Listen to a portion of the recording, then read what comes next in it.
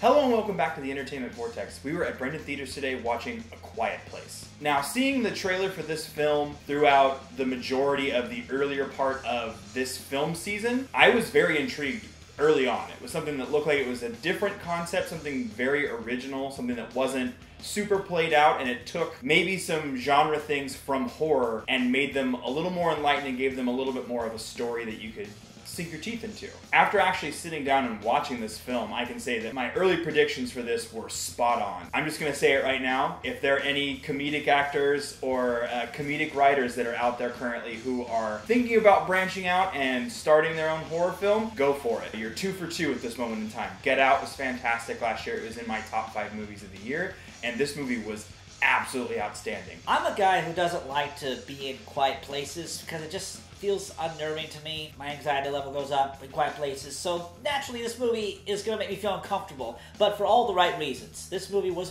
masterfully done. This is one of the best horror films I've seen in a very long time, and one of the most original, I might add. Creature design, the sound design, or lack thereof, acting, performances, set designs, pacing, editing, pretty much everything was flawless. There were times, however, when I thought the characters did something, I'm like, why would they do that? That's not the smartest thing to do, or why didn't you do this instead of that? But then you have to keep in mind these characters are going through a lot of terror. They are fighting for their lives, and they have to keep quiet, and that's just not natural for a human being to remain quiet when they're in danger. Your instinct is to yell, but they have to keep quiet, so you have to understand that when they're going through this, they're going to make decisions that are not always right. The way that they used sound as kind of this catalyst for the monster that they have to face was just absolutely original and novel, and it just had this really cool feel to it. It made everything so tense. I don't want to give away too many things because this movie could be easily spoiled.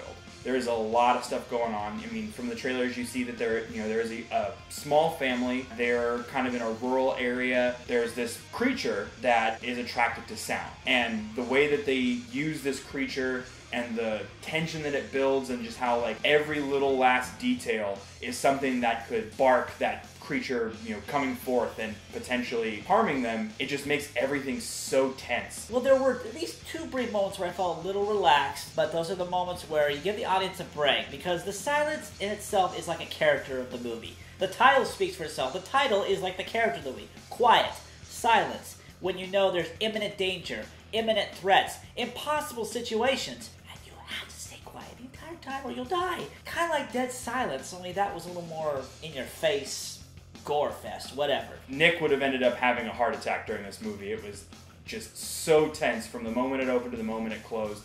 It was just an absolutely outstanding film. As far as the acting is concerned, for a movie that has maybe about 3 or 4 total spoken lines, it was absolutely outstanding. The 4 leads of this film, John Krasinski, Emily Blunt, and the 2 of the children, they were really, really great. And just the way that they used facial expressions and sign language to emote things, it's just like you could see what they were thinking and how they were feeling at any point in time.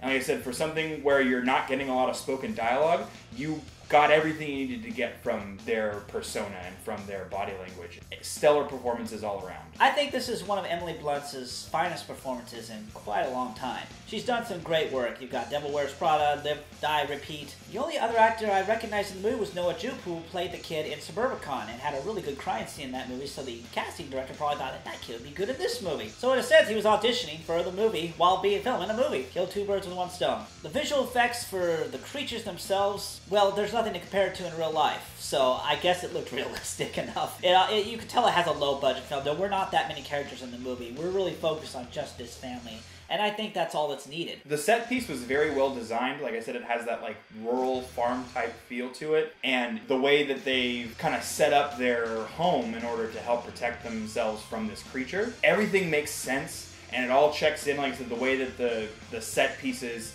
set up the backdrop for the entire story is just absolutely outstanding. This is one of the best horror movies I've seen in a long time. I'd say at least since last year when seeing Get Out. The movie does leave it open for a sequel, I guess you could say, and if they do make one, and I'm willing to bet this will make some good box office money, I would go see it. All in all, this movie, again, one of the best horror films so far this year. I used to love horror films for the gore, but as I get older, wiser, and a little less dumb, I think I look at the art of the film. the mastery of tension and terror. So out of 10, I'm going to give this a 9.5. The reason I don't give it a full score is because no movie is perfect. Anyone who gives a 10 out of 10 is being delusional. I'm going to go ahead and give this a 10 out of 10. This is going to be one of my favorite horror movies, and it's going to be a benchmark for me going forward as far as what you can do in a genre where it almost seems like everything's already been done. This is definitely not the case. There are ideas out there that you can make a really cool movie with, and like I said, something that just it feels like it's completely original. If you haven't already, don't forget to subscribe to this channel. We do a minimum of 4 videos a week, including movie reviews, Funko Pop news, and a bunch of gaming content. If you're interested in getting one of our t-shirts, the link is down in the description. And as always, we hope you'll follow us into the Vortex. We'll see you next time.